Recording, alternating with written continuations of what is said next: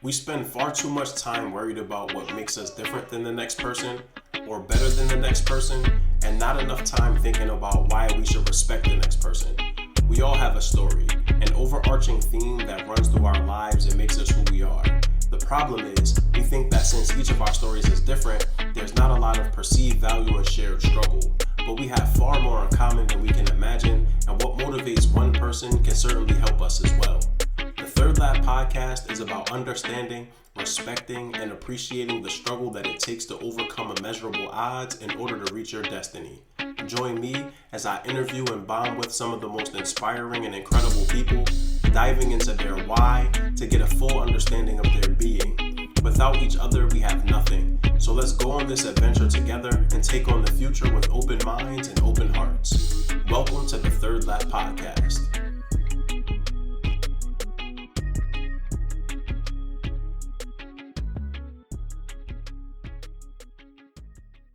What's going on, everybody? As always, thank you so much for joining me for another episode of the Third Lap Podcast. Today, I am here joined by Michael Sonbert, founder of Skyrocket Educator Training, co-host of the podcast Informal Observation, and the author of Skyrocket Your Teacher Coaching. I'm really excited to talk to him today to learn more about him and his experiences thus far. Michael, how's everything? Thanks for joining us. I'm great, Mal. Thanks for having me on, man. I appreciate it. Absolutely. And so just to talk a little bit about how Michael and I know each other. So Really random. he was in the building to coach some of our leaders at KIPP Philadelphia. I happened to be sitting outside of one of the principal's offices, just doing some work. Michael sat down. We just started a conversation, just, coincidentally started talking more about education, and it kind of just hit it off. And so we were laughing before we started. So we were supposed to like reconnect and have lunch and talk. And then a whole global pandemic happened. So I haven't really seen Michael since, other than LinkedIn stuff. So it's been about a year. But yeah, we met randomly just, at work. I was at work and he was coming to do his thing. And yeah, just kind of kept it going ever since. But anything you want to add about how we met, Michael? No, I mean, you're right on. I mean, that was early March 2020. We got along. I sat down. You and I were talking. We talked education, but then we started talking just equity in hiring, equity in schools in general. We got along great. As you said, we said we're going to check in. We actually had a time on the calendar to connect for some coffee. We had to reschedule, and then boom, world shut down. And so it's a year later. We've been in touch, as you said, through social media and email, but here we are a year later, about to have that conversation in front of all your listeners. So I'm excited. And that's the wildest part, is like a private conversation is now about to be shared across the whole podcast. It's just funny how that works. But that's life, right? And, I'm definitely excited about this conversation. And again, excited to learn more about you, Michael. And so this is the Rep Your Hood section. So what hood you repping? I'm from Long Island, New York. That's where I am now. I lived in, not when you and I met, but I lived in Philly um, for over, well over a decade, teaching and working in schools down there. Philly is second home, but New York. My dad's from Brooklyn. My mom's from Queens, and I grew up in Long Island. So I'm repping New York always, with Philly a close second. Hey man, shouts out to New York. Shout outs to Long Island. Have friends and family on Long Island. Definitely Brooklyn. I already had a couple folks from Brooklyn. My parents, I lived in Queens 4 years, so definitely shout outs to Queens. All right. My mom is from Queens. Her whole side of the family is repping Queens, Jamaica, Queens. So yeah, man, it's a lot of New York love on here. Hey I'm man, I from went to Philly. I went to Queens College, so we There it got is. there's more connection there. It's great. My mom was an adjunct at Queens College, so Was she? it's crazy how small the world is. Yeah, she was at Queens College doing her thing, teaching English. That's awesome. And so yeah, man, that's awesome, Michael. And so we have gotten to the meat of the podcast in the first like 5 minutes, Yeah. which is really your career story, and why I was so excited to have you on today, because the conversation that we had definitely did start off about just general education stuff. I think we were kind of feeling each other out to see how much deeper this conversation could go.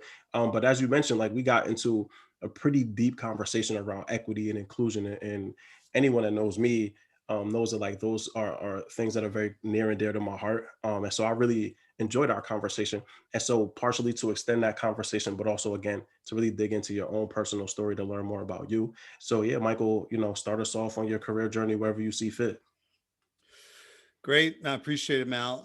My journey is different than a lot of people who do this work. I'm a career changer. I didn't go to college until I was 29 years old, which I imagine is older than some of the people you have listening to this. Well, that's not totally true. I did get accepted to, I got into a pretty good school in New York. Told my parents that if they paid for it, I wasn't going to go, so they were going to waste their money. They finally convinced me to go to a community college. I was playing in bands back then, and just doing a whole bunch of nothing, and was going to be the next big rock star. And so wasn't going to waste my time in quotes going to college.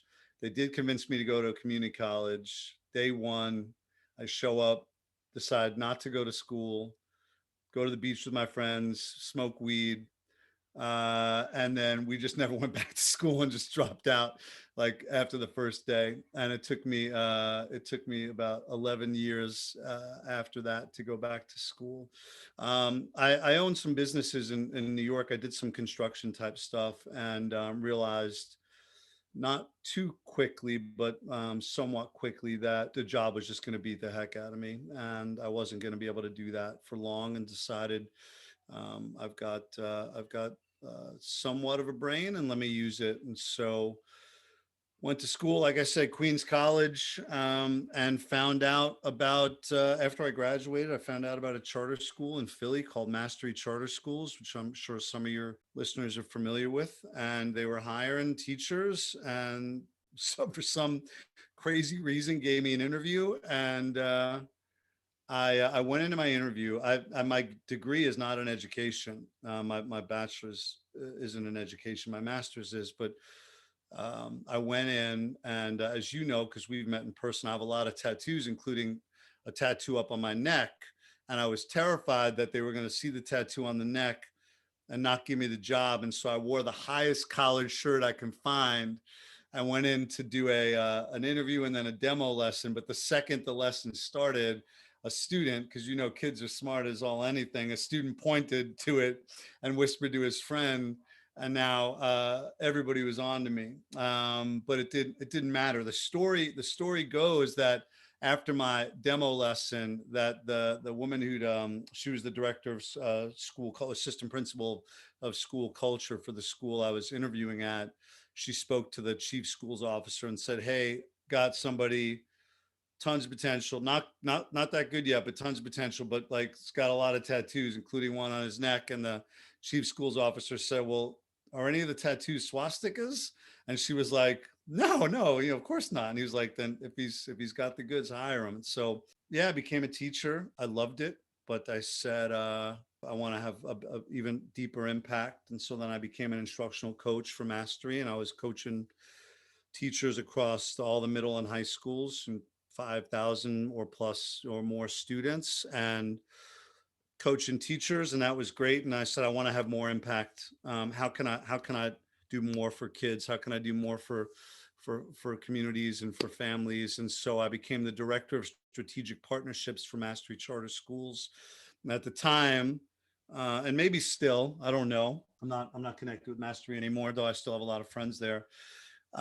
People in a lot of different places wanted to know what Mastery was doing: instructional coaching model, leadership model, school culture model.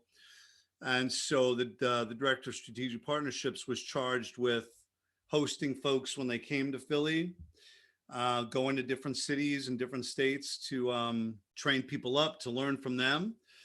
And I did that for a few years and worked with leaders all around Europe. And yeah, and it was amazing. And then I said, I want to have more impact. And so I started Skyrocket, which is my company now.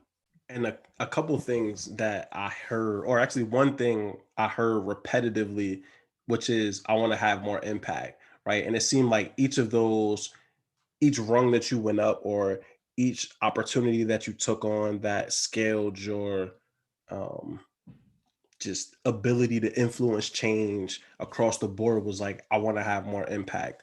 Talk to us about that though. Like, why did you feel that it necessitated starting your own business? You felt like mastery in and of itself was like handcuffing you. You just didn't have enough influence, and you wanted to spread your wings. Like, what led to that jump to owning your own business versus being a part of the brand that mastery already had? It's a great question. I mean, Mastery was, I mean, they were amazing and amazing to me. And the CEO joked at one point, not the gentleman I mentioned earlier, but the CEO joked at one point that they found me, they found me on the streets, or they pulled me off the streets because I wasn't doing anything in education and wasn't doing anything really intellectual in any way, and they gave me an opportunity there to do that, and they were amazing to me. But they made it clear that they were focused internally, and they were focused on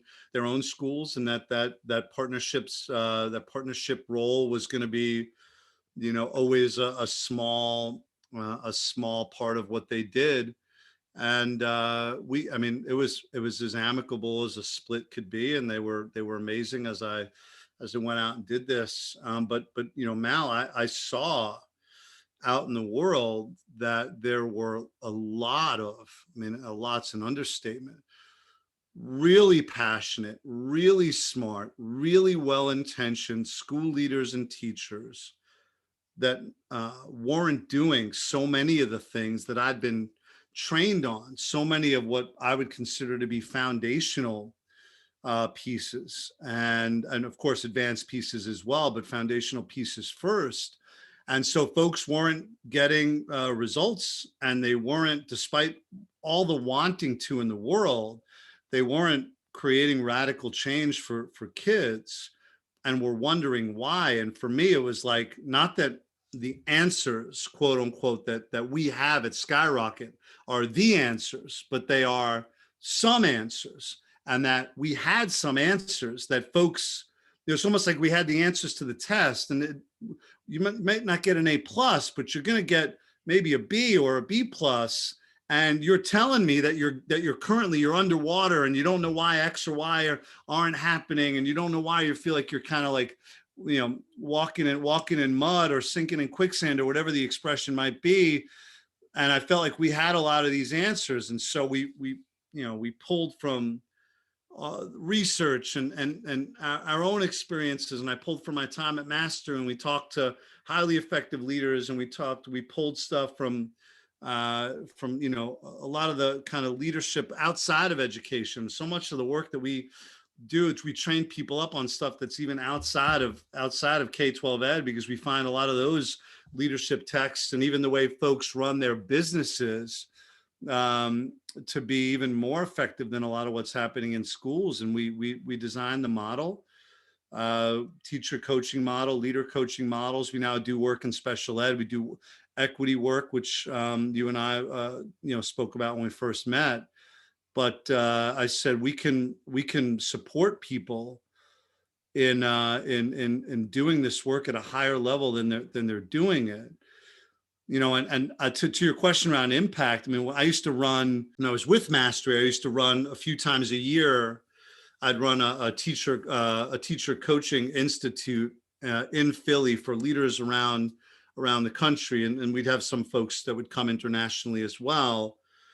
And one of the questions in the pre-survey was, how many students does your network serve, or district, or whatever it is?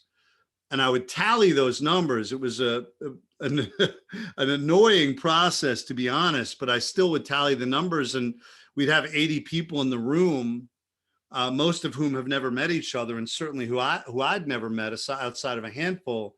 And one of the very first things I would do is I would put on the screen the total number, because it was really powerful for me, and it got people really connected to, like, the 80 people in this room have influence, maybe not. So the soul, we might not be the sole influencers, but we have influence over whatever the number was, 160,000 students, 217,000 students.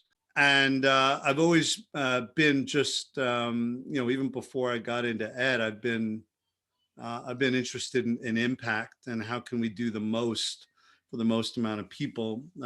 So that's why I started Skyrocket. Hey everybody, so I have some really exciting news. The Third Lab podcast is actually expanding, and so I'm in the process of putting together a co-authored book called The Third Lab: Transformational Stories of Life Experiences That Make Us Better. And this is a great opportunity for anyone that's looking to get published for the first time, or if you've been published before, this is a great opportunity to, well, not have to write a whole book yourself. And so if you're interested in learning more about the product, the program, the opportunity, feel free to reach out to me at maldavis21@gmail.com, or feel free to reach out to me through the socials for the Third Lab. Really excited about this program, really excited about this opportunity, and really excited for you all to come and join me. So again, if you have any questions, want to learn more, feel free to reach out to me at any time. Each one, teach one. We all learn together. Peace. Yeah, and I feel like if you get 80 of the right people in the right room, it could be 500,000 kids, right? Like some of these That's districts right. and just the representation. I love that process and really grounding people in impact, because it's so easy to get lost when it's just you, or you're just thinking about yourself or your organization or your district. But when you Right. chain all of those people together, like if we come to a consensus in this room, like we can really drive home some change right now. And that's so powerful, Michael. Thank you for sharing that with us. And you mentioned your sort of starting out. I was like, as you were talking about like the band, the smoking, and like not going out, I'm like, oh, that's why we got along, because we was really on the same trajectory. I was rapping and smoking and having a good old time, and I woke up one day, was like, oh, it's time to get for real. like That's right. like That's life right. is on me now. So I just wanted to mention that. That was funny as I was listening to you describe that. I'm like, damn, that was me. Like that was 100% me. And also was talking earlier at a panel for TCNJ about being a career changer, and just want to talk about that for a moment, because as you mentioned, and it's what I said too, like most of the people that I knew that are teachers were like making lesson plans at 6 years old, right? Like they knew that they wanted to teach That's most of right. their lives. And then when I got into education, and especially as a recruiter and like talent person now, so many people I talk to started at 27, started at 35, right? Like they made this change. I started at 28, right? Like, very close to what you were mentioning. And so it's just incredible that when you get that call, when you get that urge, I answer it, right? Like it's never Yeah. too late. There are definitely ways that you can get certified and go and get a master's or a PhD to help with the foundational components of teaching. But, and I'm sure we'll talk about this right now, some of that stuff you're just going to learn by doing, right? And being in the right rooms and getting the right PD and talking to people like yourself, because that experiential learning is how most teachers become great, is like doing that work. Michael, can you also talk to us a little bit about making that move into instructional coaching? The reason why I ask is because I have met so many aspirational young teachers, and like they think the perfect answer to what they want is instructional coaching, right? Yeah. Like they don't necessarily want to be in the classroom full time, but they still want to have impact. And I don't necessarily know that people really comprehend what an instructional coach is. And so to have one on here, and being that you did it for a while, can you just talk to us a little bit about that transition, and also some of like the glows and grows that came out of that experience for you? Sure. Yeah. And I'm speaking here specifically about folks whose only role is instructional coaching, right? School leaders, principals, assistant principals might Right, coach teachers as well. That's obviously a different story, right? right, Those folks have a different role. If you are just an instruct, and I don't mean just because we work with instructional coaches, and I did the job for years, and so I don't mean this in any negative way, and I hope folks get that. But if your sole job is instructional coach, there are some things to know. One is you are likely not going to have any authority over the people you're coaching, which we actually think is a really great benefit, because you're not their evaluator, and there might not be walls to break down in that regard. Folks could potentially feel more comfortable making mistakes in front of you, being more vulnerable in front of you, and that's important. And if people don't do what you say, you have less leverage. And that's something for folks to think about when they go into that role. I always thought of that as a really great challenge, but I knew instructional coaches back then, and I know some now who struggle with that piece. I think another thing to think about is that, you are in a lot of places, you're like a ghost in a building, particularly if you work at a larger network. You are not a part of any one school team. You may be part of an instructional coaching team, but it's not the same going to happy hour with 4 people as it is going with a school of 35. You don't really know the kids. You kind of know the kids, but you're also the person in the classroom telling their teacher what to do in some regard. And so students might not respond well to that. They might actually think of it as like, they might, be like, oh, miss, you're only doing that because he's here. And now you have like a potential negative That is a interact. fact. That That's is a a fact, fact. right?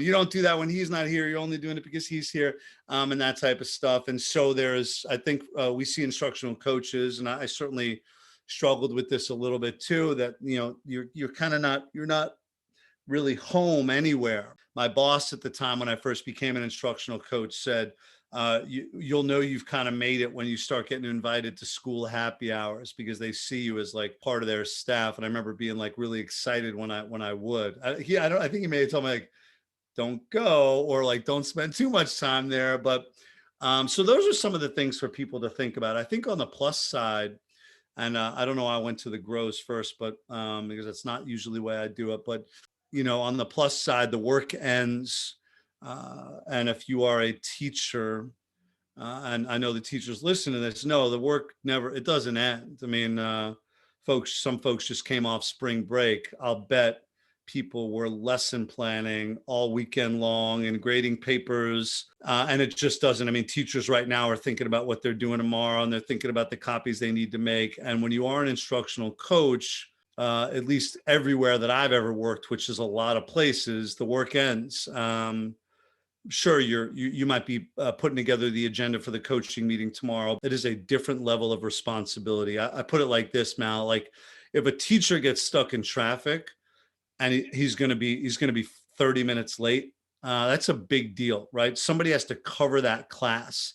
They have to find emergency lesson plans. There are 30 students potentially who need somebody in front of them with something to do that matters for that time. If an instructional coach is going to be 30 minutes late because they got stuck in traffic, they cancel the meeting, or they push it back 30 minutes, or they shorten the meeting, and that is a big difference. I would say too, though, and some folks might think of this, and this will be the last one I share, but some folks might think of this as a grow, but I think of it as a glow. That there is an enormous amount of pressure to move teacher practice.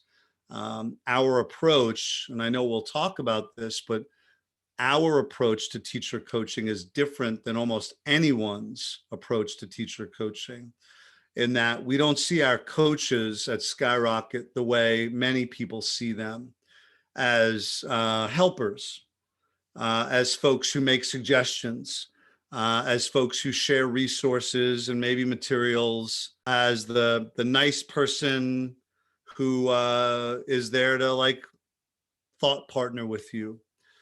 Coaches, in our view, are much different. Those people I just mentioned they provide support. They're supportive. They provide support, and they're helpful. Our coaches, as we see it, it's much what folks would think of when a sports coach, where the outcome is very clear. We are trying to put this ball in that basket. We are trying to get this ball across that goal line, and here are the ways we're going to do it. And the coaching is going to be precise, and it's going to be directive. We are going to set goals together. I'm going to track data toward those goals, and that it is we're just going all in here. And I could talk about why in a moment, but what I love about instructional coaching is there's a pressure there to make folks better. And one of our favorite sayings, and I didn't come up with this, I borrowed it, but it's that pressure is a privilege. People who have pressure are in the game. They are like, they have a lot at stake. And I think it's an enormous glow to go to work every day and to say, like, I have the pressure on me to make those 10 teachers significantly better for those, 300 students, those 500 students, whatever it might be. And that's a real glow as I see it. Pressure is a privilege. That's it, man. That's You right. just set me up for my next Instagram post. So I'm on Instagram dripping. That's gonna be the post, and I'm gonna shout you out because you put me on. But no, I mean that's so true, right? We talk about pressure bust pipes, but it also makes diamonds. But where that pressure is originated from is the fact that you're in a position where something has to happen, right? A choice needs to be made, something needs to be implemented. So if you feel that pressure, take honor in that, right? Like, there are people in low pressure situations that won't ever probably get to where they want to go because they're just not in a place to do so. And so I also appreciate you for walking through the instructional coaching components and some of the differences because, again, that's a role, even though I've hired for it, has always been ambiguous even to me. I know what they do. I've seen them do the job, but in the end of the day, what you mentioned about being 30 minutes late, I'm like, damn, that's the difference between being in a regional office and being a teacher too, right? It's like, once you're outside of those direct instructional roles, the flexibility is crazy, but you That's right. also miss out on the individualized and collective building of relationships with students and with parents. And for me, I'm now at a point in my career where I'm realizing like how important that really is to me, Mm, and trying to figure out, okay, well, how do I do a better job of staying in the work that I'm in, but also finding ways to interact with folks outside of just my regular 9 to 5. And so, Michael, I really appreciate you walking us through that. But I want to definitely spend time here talking about Skyrocket Educator Training because it's about coaching. It's about really helping people get better.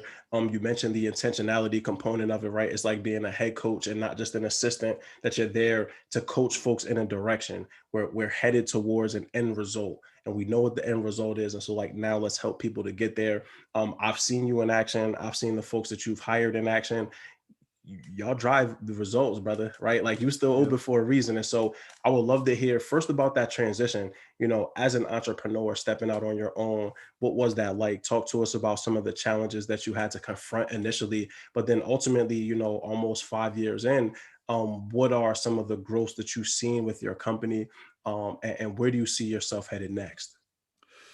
Yeah, I mean, look, it's not for everybody. I mean, it's not for the faint of heart. I mean, if folks are looking for retirement plans and they want to know exactly how much money's coming in every week or every other week, then I don't suggest doing this. But and certainly early on, I mean, look, I had to borrow money from I had two little kids and a third on the way, and very little work at the time. I had to borrow money from my sister to pay my mortgage, which is as humbling as it gets.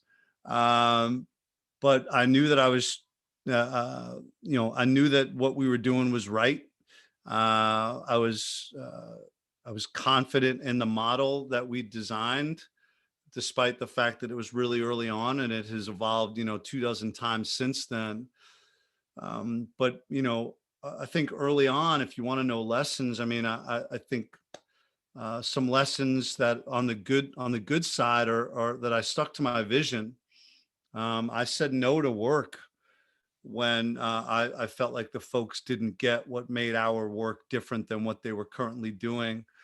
And still to this day, I can't think of maybe a handful of contracts where we weren't totally aligned with the people on the other side, which doesn't mean that we were always successful, because we haven't been.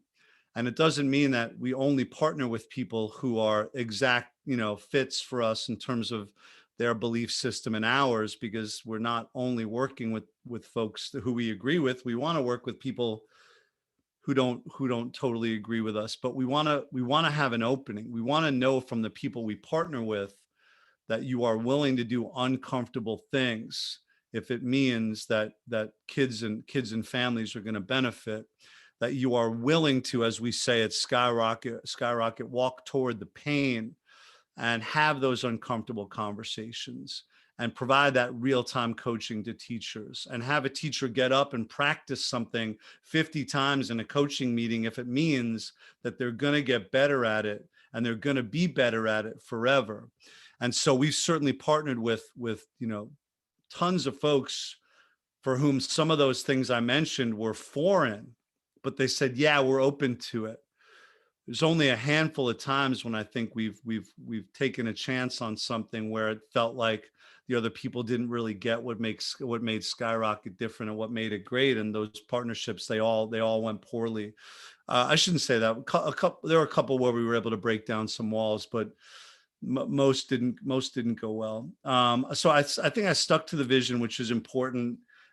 Took feedback along the way. I could probably be better at that, but really stuck to the vision really early on. And so a few examples of that. Other people who started their businesses at a similar time scaled very quickly. I didn't want to do that. I didn't want to water down the product. I didn't want to have a bunch of folks out doing the work before I really knew what the work was. And I'm glad I did that, because our reputation, and I say this hopefully immodestly, but our reputation is stellar.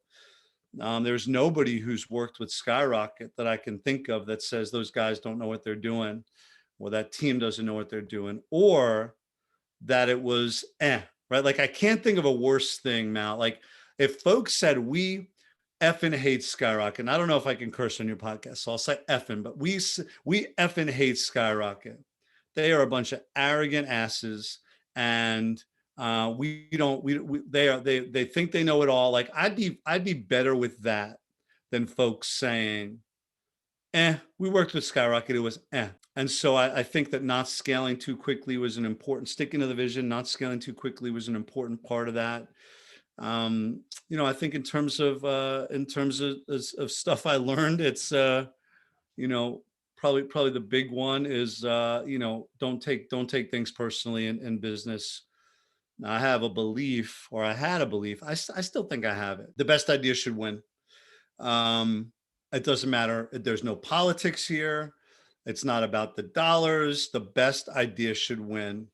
And when people don't make those decisions, I take it really personally. And I make it an indictment of their character when somebody says something that sounds like, yeah, look, we're totally on board. We're never going to get so-and-so to go for this.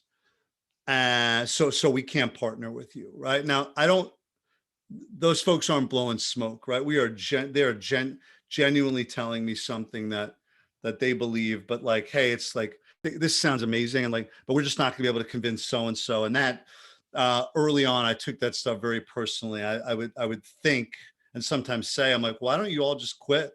Just everybody threaten to quit. If this is the right thing, for kids, and you know it is, but you can't, you're afraid, or you're unable or unwilling to, like, why don't you all just say, like, all 8 of us are gonna quit unless you do this thing. Now, that's like, I'm not saying that that's the right move, but I'm saying that that's where my head would go.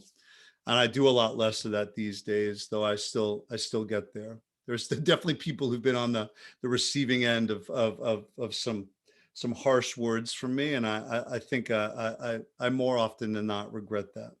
You're listening to the Third Lap Podcast with Mal Davis. Yeah. Oh man, all power to the people, bruh. Because like you said, yo, just quit. Like, that's my mentality too, is like, I'm not gonna just exist here knowing that what we're doing is wrong. I have to quit. Like, if I'm not doing what's in the best interest of my students, my communities, my families, I can't be here. Like, I have left other opportunities because I didn't agree with what was happening. So I completely understand and respect that. That certainly resonates with me. But you mentioned not scaling too quickly. And so that's a crazy balancing act, right? Of making sure that you are still meeting the bottom line of like this business generating income, but also what you mentioned, which is reputation. And your reputation precedes you positively, negatively. Like you said, the worst thing people can probably be is indifferent, because that doesn't ring with anybody, right? Is terrible, no matter what it is. I feel the same about the podcast. Love it or hate it, but if you say man, like, please help me, because I need to get to one of the polar extremes. That's right. That's right. Something has to happen here.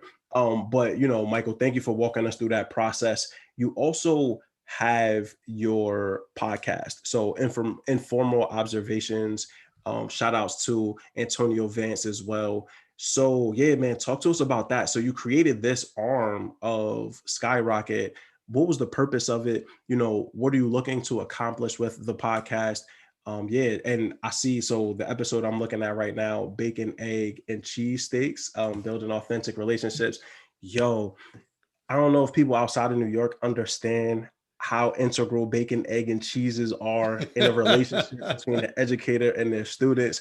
It That's is right. integral. More arguments have happened in the classroom behind a bacon, egg, and cheese sandwich at 9 o'clock in the morning than probably anything ever. Yeah. And so when I saw that, I was like, all right, they on to something, because they talking about the real stuff here. And so, yeah, talk to us about the podcast. What's the purpose of it? And sort of, what do you see that going?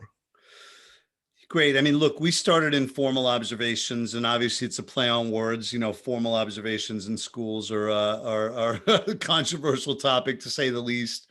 And so we said we wanted to have an education podcast that was talking about things that most folks aren't talking about in education. Other folks could talk about math curriculum.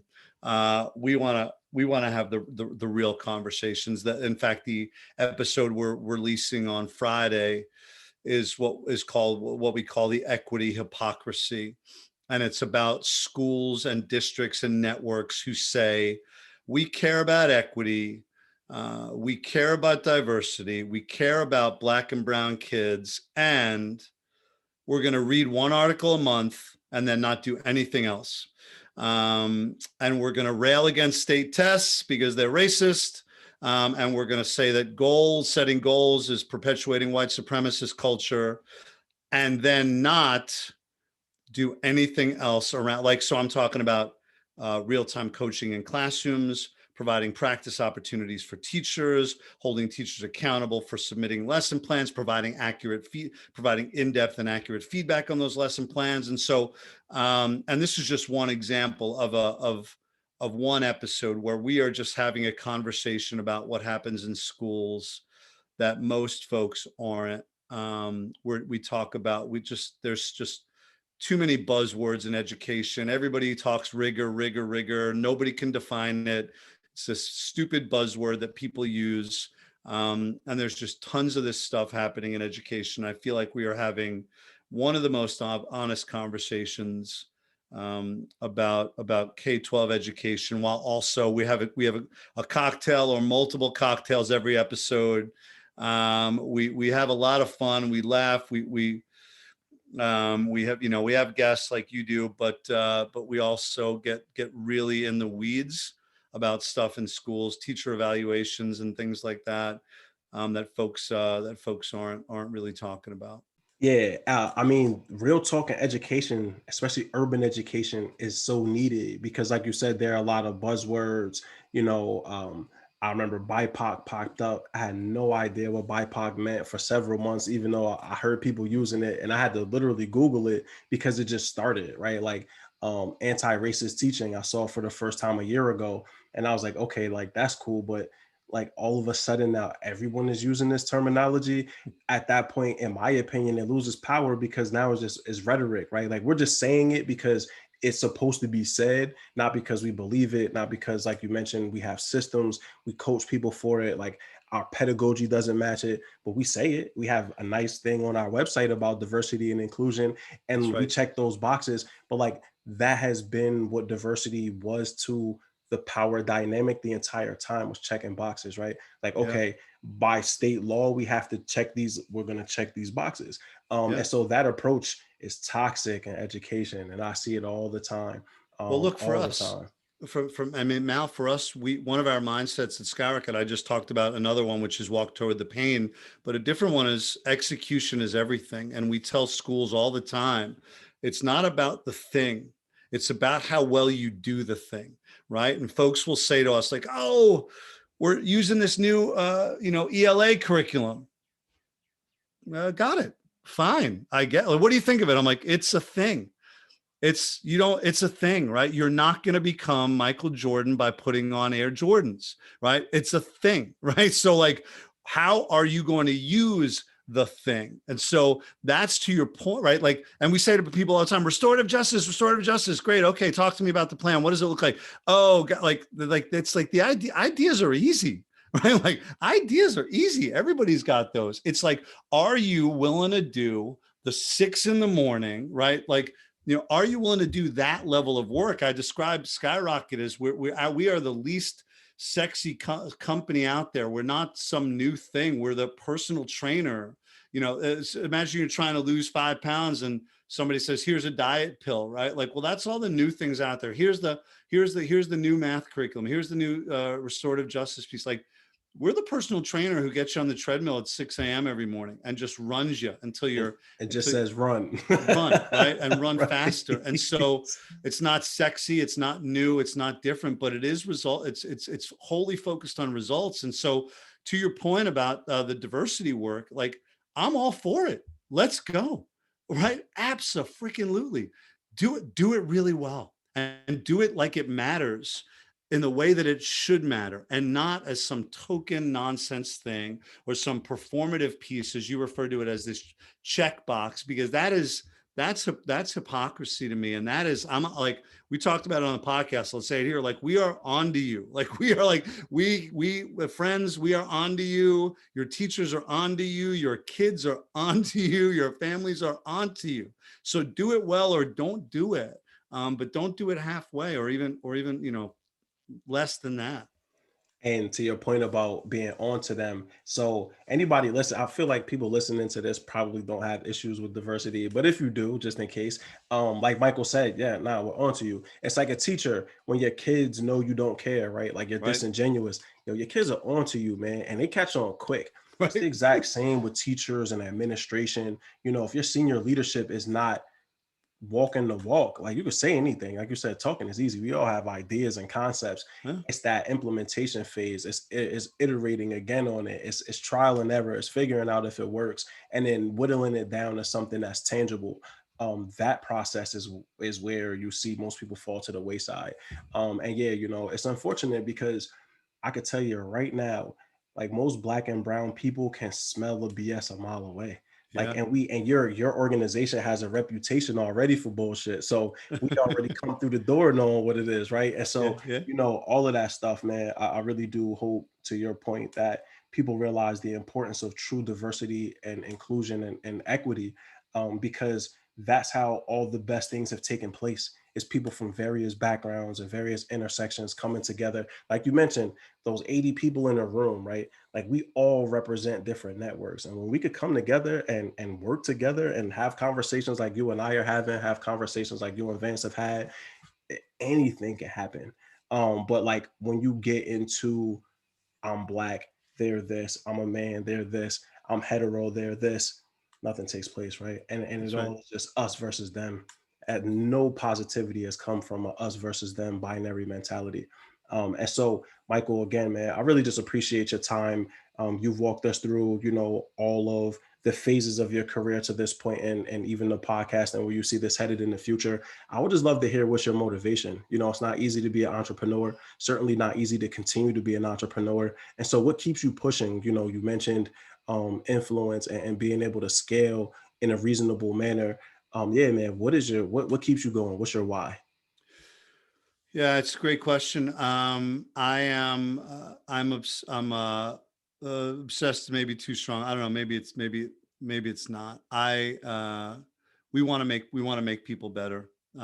Just want to make people better at what they do. And so and we are starting work across sectors. We're starting to work with businesses around just their general leadership, what it looks like to manage people on a team.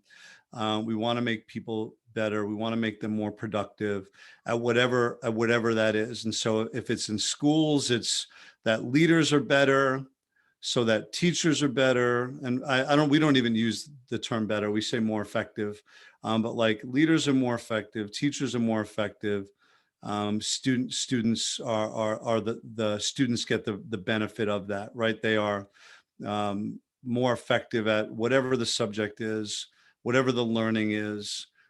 We all know that not every student's on the same path, right? One of my, best students of all time, kid from South Philly named Eddie. His goal was to work at the auto body shop in his neighborhood. And he got that job there right after high school. There was no college path. and it was perfect for him. It was exactly what he wanted to do, and was getting salary and benefits as an 18 or 19-year-old kid. And so there's not one path for any child, but what any student who's in a school where we are working, we want to make them increase whatever their ceiling is. We want to help get them as close to that ceiling as possible. Enhance their experience in school, and when they leave school, they're more set up to do whatever it is they want to do. And so we just want to make people better. We believe that while schools are really complicated places, and how kids learn, and how you bridge an achievement gap that's the size that the current achievement gap is, that all these things are complicated, but that there are a lot of things in schools that are actually pretty simple, not in terms of execution, but in terms of being able to solve for them. And we want to help people get those answers, right? Um, it is sometimes challenging to have a crucial conversation around why a teacher's coming late every day. It is not complicated to set an expectation that everybody has to come on time every day, right? It might be challenging to have that conversation. It is not complicated to set that expectation, right? It is not complicated to norm across your building what instructional coaching looks like, so that the principal and AP and instructional coach are using the same language, and their meetings last the same amount of time, and they follow the same progression. Now, executing on that is harder, but it's not complicated to set those expectations. And so from the foundational stuff to the really nuanced, much deeper stuff, we think we can provide answers for people, and we're obsessed with doing that. You're listening to the Third Lap Podcast with Mal Davis. Yeah. And so I have to ask, Michael, was this thought process about helping people the same Michael that was playing in bands and smoking and chilling at the beach and just hanging out? Or like, did this sort of develop? Is this something innate within you? Or do you feel like through your experiences, you've realized how important it is to work for and advocate for other people? It's a great question. I think that even when I was doing very little, very little good for the world, I still think I had grand aspirations. I played music. I'm sure I wanted to be a rock star, but when you play music, you want people to hear the music and to like it. And then I'm still a writer. You mentioned my book earlier. I only write nonfiction now, but I'm a recovering fiction writer, as I like to say. I wrote books for a while, and I was in writers groups, and we did performances, and I wanted people to enjoy the stuff that I wrote and get something out of it. And we did, my mom passed away 20 years ago at this point. I started a benefit in her name, and we started this yearly event that still goes on years after I'm no longer affiliated with them, and not in any sort of negative way, just that like the thing came to life. It was time for me to step away, but that they do this yearly holiday gift exchange for children who are ill, who have cancer, and families where there's an adult who has cancer, and they couldn't buy gifts. And we've done, every Thanksgiving we do a charity drive, and my kids we bring food to Soup Kitchen, and I don't know if I don't know. I mean, I don't know if it was always in me or if it's evolved. But at the end of the day, I don't care about all that much beyond my family and friends, aside from just you know helping people, and seeing what I could do to make people happier, more effective, better, whatever you want to call it. Yeah, no, I could dig it, man. And talking about like the handing out the food and stuff, that's something that my grandmother used to take me to do. Yeah. Um, and I was talking to my wife about the fact that that's something I want to do with our kids, when we have them, because that was so important for me to serve in that manner, right? Like helping to feed the homeless. All of those things impacted me in a very positive way. And it also helped me to get away from, you know, all of the stigma that people place on that, right? And seeing people as different or as other than, it gave me a chance to be empathetic and experience it in a very surreal way. And again, it really had a positive impact for me. So I'm sure your kids get a lot from it. That's dope that you were able to start that foundation. And it kind of grew into something that was even beyond your means, man. That's Yeah. incredible, Michael. And I'm sure your mama is extremely proud of you Yeah. and the work that you've done and continue to do for sure. And so, we're here. We made it to the end. We ran the third lap. Again, make sure that you order a copy of Michael's book, Skyrocket Your Teacher Coaching, which is available on Amazon, Barnes.com and barnesandnobles.com. Sorry, there was a space there. I haven't been to a Barnes and Nobles in forever, man. I used to love that place.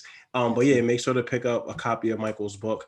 But Michael, we're here at the Motivational Thoughts for the People. So quick 2 to 3 minutes, just to stamp again, just this episode. What do you want people to walk away with, remembering and understanding about you and your message? Yeah, well, first of all, Mal, thanks so much for having me, and it was great to talk to you. And I look forward to when we get to hang out in person and hanging out in Philly. Look, I mean, big picture, the work that we do is about impact. There's a lot of people who do what we do, who are not willing to walk through fire for kids and for families and for adults.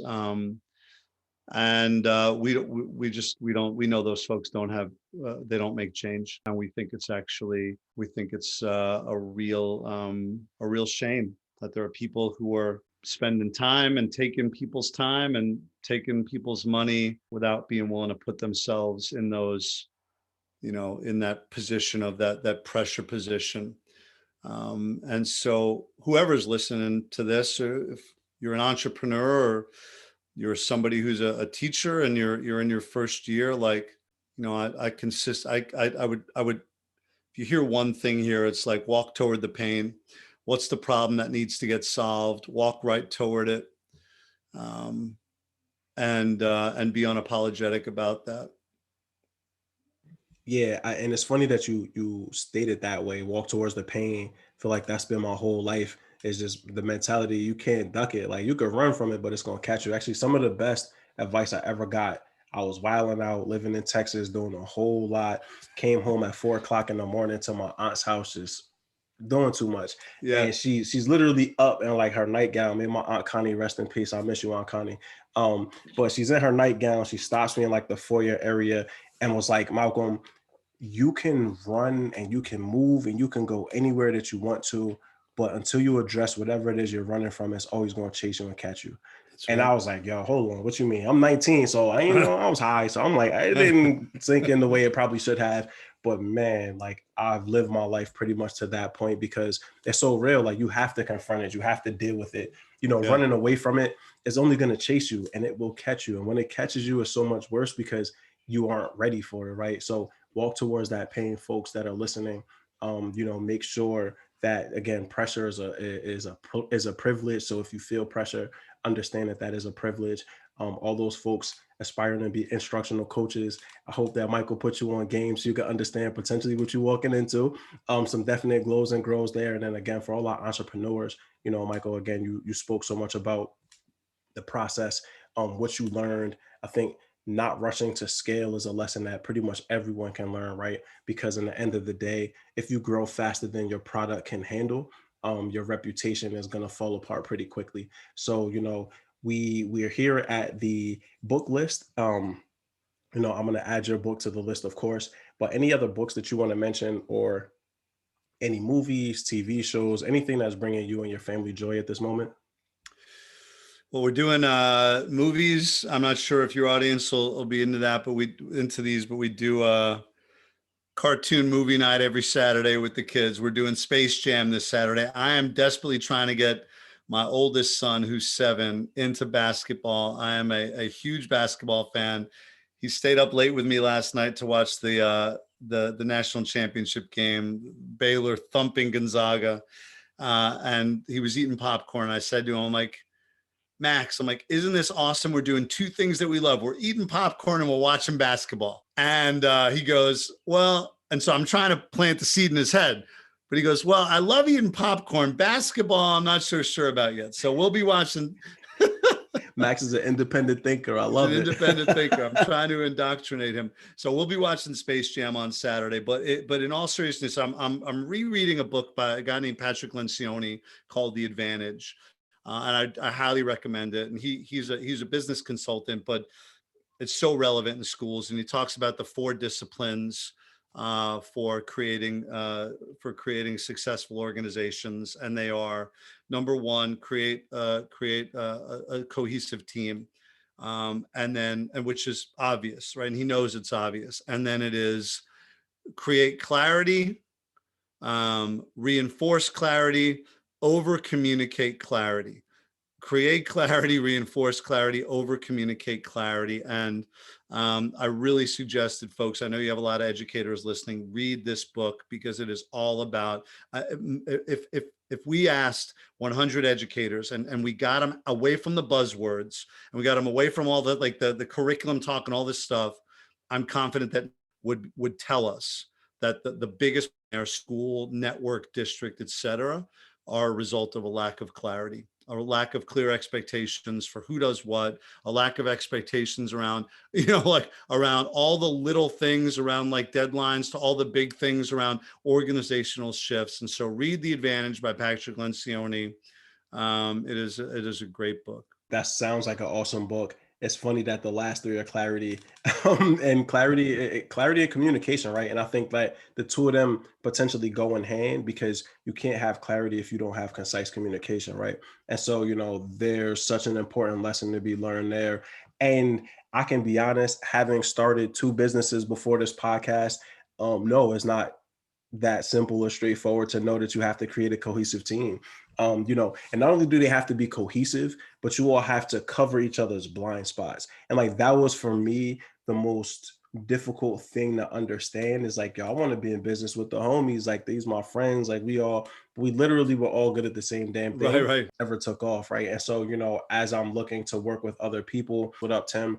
And the Mind Your Mentals podcast, as I'm working and looking to work with other people, it's so much about like, okay, what do they bring to the table that I'm not good at? And what do I bring to the table that they aren't good at as of yet? And like, how can we help each other get better in those places? And until we do, cover each other's blind spots. And yeah, that cohesion is important. You have to get along, but you also have to be able to do different things, because like that overlap, if you overlap too much, you ain't gonna do anything positive, man. It'll end up folding in on itself. And so, Michael, we're here, social media. Where can folks find you if they wanted to interact with Skyrocket, if they wanted to listen to the podcast? Where can people find all of your information? Great. So folks can check out the website, tons of resources on there, all our frameworks, our training videos. That's at wewillskyrocket.com. And then we have Twitter at We Will Skyrocket, and at Michael Carey Sonbert, Cary, Michael Carey Sonbert. And then Instagram is michael.carey.sonbert. And check us out, and send us a message, and love to chat.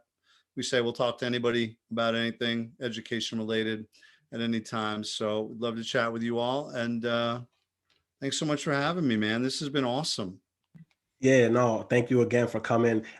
Anybody listening, absolutely connect with Michael. If you have questions around coaching, if you're a teacher or a leader or a district trying to get better, Skyrocket is the place to go to for sure. Michael's not paying me for this plug. This is all genuine, man, because, I've gotten a chance again to like see this work in action, but also to connect with the founder and the person that is leading this charge, right? Like, you step in with empathy, with understanding, you care about the outcomes of people that you may not even meet, right? And like, that for me is so foundational. And I've gained such I respected the heck out of you before, but like, coming out of this, I'm like, damn, yo, like, any person that's putting their all into folks that, again, they may never meet at any point in their life, that's impactful, that's empowering. And that's so important. So for all the educators out here that are looking to increase your experience and increase your visibility and increase your influence, I want you to ask yourselves why, right? Is it self-centered purpose because you want to be recognized as this person, or is it because you want to make an impact for folks that you may never meet in life, right? And if it's personal, okay, If it's impact like Michael is, cool. Be honest about it though, right? Like, don't come in thinking there's one thing and there's something else, right? I think that there's a drastic difference between those that lead because they want to see change and those that lead because they want to see themselves on the front of a newspaper. Um, they both leaders, not both of them are going to have the same sort of impact or legacy. And so, Michael, I have no question what your impact is. I have no question what your legacy will be. You're already doing incredible work. I look forward to continuing to connect with you in the future. Can't wait to sit down. I might catch you in New York, man, or you catch me in Philly. We'll figure it out, though. But we're going to make it happen. So any last words you want to share before we sign out? No, just thanks so much for having me. It was great to talk to you. I appreciate the great platform and the awesome questions. And I'm excited to. Listen, man, I'm a busy dude, as I know you are.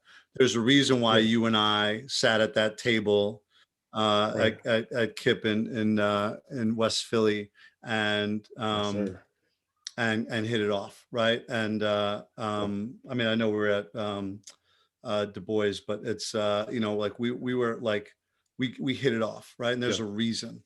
Right. It's because we have a lot of the same things in common, and so I'm Yeah. excited, and a lot of the same beliefs about this work and maybe even the world in general. So I'm excited that we got to talk here, and I'm excited for this to be the second of many conversations going forward. Absolutely. So listen, folks, as we wrap this up, I just want you to remember that Michael and I started off as pothead musicians that have now made our way into education in our late 20s and made things happen for ourselves. Yeah. So, how you start, that's a part of your story. Don't be shameful of it. Wear it as a badge of honor, and also understand that, like, that's building character, man. Like, when people connect with you, you have a dope ass story to tell, just like Michael told today. So, Michael, the pleasure was all mine to have you on here. I'm sure that I'll have you on here again in some other capacity. But again, we'll continue to connect no matter what. This is another episode of the Third Lap Podcast. Your host, Mal Davis, signing out. Each one, teach one. We all learn together. Thank you. Thank you for tuning into another episode of the Third Lap Podcast. This is your host, Mal Davis.